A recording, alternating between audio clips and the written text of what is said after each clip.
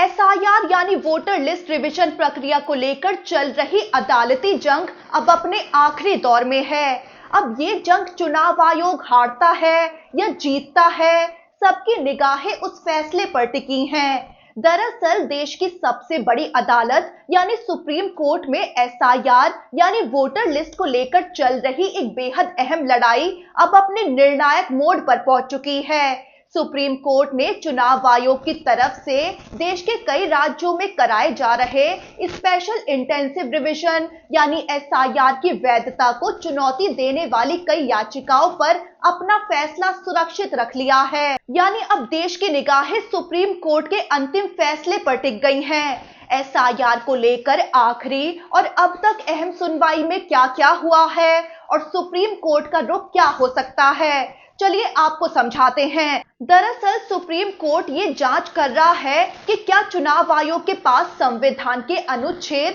326 जनप्रतिनिधित्व कानून 1950 और उससे जुड़े नियमों के तहत इस तरह का एसआईआर करने का अधिकार है भी या नहीं। ये मामला मुख्य न्यायाधीश सूर्यकांत और जस्टिस जॉय माल्या बागची की बेंच सुन रही है। नवंबर 2025 से लगातार लंबी सुनवाई के बाद कोर्ट ने अब इस मामले में फैसला सुरक्षित रख लिया है, जो या तो चुनाव आयोग को झटका दे सकता है या फिर ये जंग चुनाव आयोग जीत जाएगा। अब पहले बात करते हैं कि एसआईआर के खिलाफ याचिकाकर्ताओं ने क्या अहम दलीलें दी हैं। तो याचिकाकर्ताओं का कहना है कि एसआईआर असल में एनआरसी जैसी प्रक्रिया बनता जा रहा है, जिससे चुनाव आयोग को नागरिकता जांचने का अधिकार मिल रहा है। उन्होंने दलीलें दी हैं कि अगर किसी मतदाता की पात्रता पर शक होता है तो उस मामले को जनप्रतिनिधित्व कानून की धारा 16 के तहत ही तय किया जाना चाहिए। धारा 16 के मुताबिक किसी व्यक्ति का नाम मतदाता सूची से तभी हटाया जा सकता है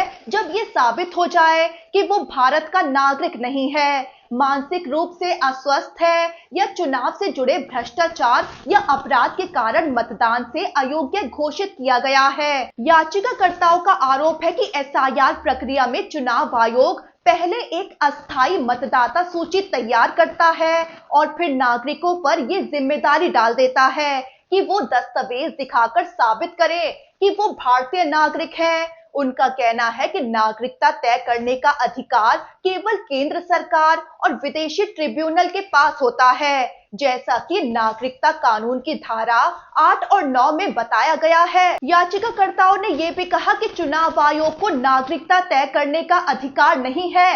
याचिकाकर्ताओं ने अहम बात कही कि जब मतदाता सूची से नाम हटाए जाते हैं तो इससे उन लोगों की स्थिति ऐसी हो सकती है जैसे सस्पेंडेड सिटीजनशिप यानी अधर में लटकी हुई नागरिकता। याचिकाकर्ताओं ने एक और बड़ा मुद्दा उठाया कि एसआईआर प्रक्रिया में जो गणना फॉर्म भरवाए जा रहे हैं उनका जनप्रतिनिधित्व कानून या नियमों में कोई कानूनी आधार ही नहीं मिला है। इसके अलावा याचिकाकर्ताओं ने बड़ा मुद्दा ये भी सामने रखा कि कानून की धारा 21(3) चुनाव आयोग को पूरे देश या कई राज्यों में एक साथ एसआईआर लागू करने की अनुमति नहीं देती है। इस धारा में कहा गया है कि चुनाव आयोग किसी विशेष निर्वाचन क्षेत्र या उसके किसी हिस्से में विशेष संशोधन कर सकता है, लेकिन कई राज्यों में एक साथ ये प्रक्रिया चलाना कानून की भावना के खिलाफ है। याचिकाकर्ताओं ने अदालत में चुनाव आयोग पर आरोप लगाया कि अलग-अलग राज्यों में एसआईआर लागू करने के लिए कोई स्पष्ट राज्य विशेष कारण नहीं बताए गए। साथ ही याचिकाकर्ताओं ने दावा किया कि पूरी प्रक्रिया में पारदर्शिता की कमी है। कई मामलों में मतदाताओं को नाम हटाने का कारण नहीं बताया गया और कुछ जगह नाम हटाने के बाद मतदाताओं की संख्या अचानक बढ़ती हुई दिखाई दी, जिससे इस प्रक्रिया में गड़बड़ी का शक गहराता है। वहीं आपको बता दें कि एसआईआर के खिलाफ इन याचिकाकर्ताओं की ओर से सुप्रीम कोर्ट में कई वरिष्ठ वकीलों ने पैरवी की। इनमें कपिल सिब्बल, अभिषेक मनु सिंघवी, गोपाल शंकर नारायण, शादन फरासत, पीसी सेन, राजू रामचंद्रन, प्रशांत भूषण, वृंदा ग्रोवर, निजाम पाशा और शाहरुख आलम जैसे बड़े नाम शामिल थे। अब जरा चुनाव आयोग की तरफ से दी गई दलीलों को भी समझते हैं। तो चुनाव आयोग ने अदालत में कहा कि नागरिकता की जांच सिर्फ चुनाव से जुड़े काम के लिए की जा रही है। इसका मकसद किसी भी गैर नागरिक को देश से निकालना नहीं है। चुनाव आयोग का कहना है कि ये प्रक्रिया बहुत सख्त नहीं है, बल्कि आसान और सरल तरीके से की जा रही है। चुनाव आयोग ने अदालत में 1995 के लाल बाबू हुसैन मामले का जिक्र किया। इस फैसले में कहा गया था कि अगर किसी व्यक्ति का नाम वोटर लिस्ट में शामिल है तो उसे भारतीय नागरिक माना जाएगा, लेकिन अगर कोई ये दावा करता है कि वो व्यक्ति भारतीय नागरिक नहीं है तो इसे साबित करने की जिम्मेदारी उसी व्यक्ति पर होगी जो शिकायत कर रहा है, ना कि उस वोटर पर। ऐसे में याचिकाकर्ताओं ने एसआईआर पर साफ आपत्ति जताते हुए कहा है कि एसआईआर प्रक्रिया में ये जिम्मेदारी उलट दी गई है और मतदाताओं को खुद अपनी नागरिकता साबित करनी पड़ रही है, खुद दस्तावेज दिखाने पड़ रहे हैं, जबकि उनका नाम पहले से वोटर लिस्ट में शामिल है। उधर चुनाव आयोग ने इस पर यह कहकर पल्ला झाड़ लिया कि लाल बाबू हुसैन मामले की परिस्थितियां अलग थी। चुनाव आयोग का कहना था कि उस मामले में सुनवाई से पहले ही एसआईआर हो चुका था, इसीलिए माना गया कि मतदाताओं की नागरिकता पहले ही जांच ली गई है। चुनाव आयोग ने कहा कि उस समय ये पूरी प्रक्रिया पुलिस ने की थी और पुलिस की कोई रिपोर्ट मौजूद नहीं थी। चुनाव आयोग ने ये कहते हुए दलील दी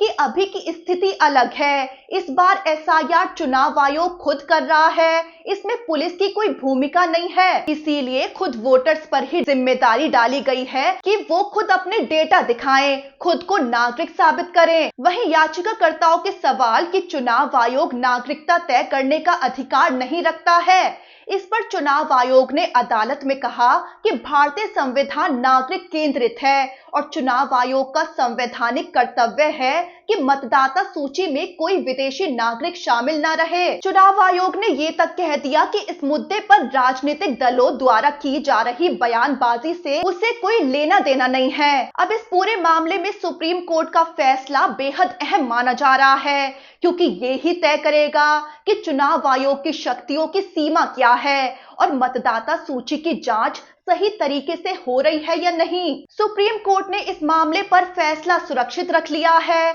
अब नजरें टिकी हैं कि ये फैसला क्या होता है। इसी फैसले से देश की चुनावी प्रक्रिया और लोकतंत्र पर दूरगामी असर पड़ने वाला है। अब जरा आपको थोड़ा आसान भाषा में समझाएं तो एसआईआर एक ऐसी प्रक्रिया है जिसके जरिए मतदाता सूची को लगभग नए सिरे से तैयार किया जाता है। इसमें मतदाताओं से फॉर्म भरवाए जाते हैं और उनकी जानकारी की गहन जांच की जाती है। एसआईआर के नोटिफिकेशन के मुताबिक जिन वोटर्स का नाम 2002 या कुछ राज्यों में 2003 की मतदाता सूची में नहीं था, उन्हें ये साबित करना होगा कि उनका पारिवारिक या पूर्वजों का संबंध किसी ऐसे व्यक्ति से है जिसका नाम 2002 या 2003 की सूची में मौजूद था। इसके लिए चुनाव आयोग ने पहचान सत्यापन के लिए 11 तरह के दस्तावेज तय किए थे।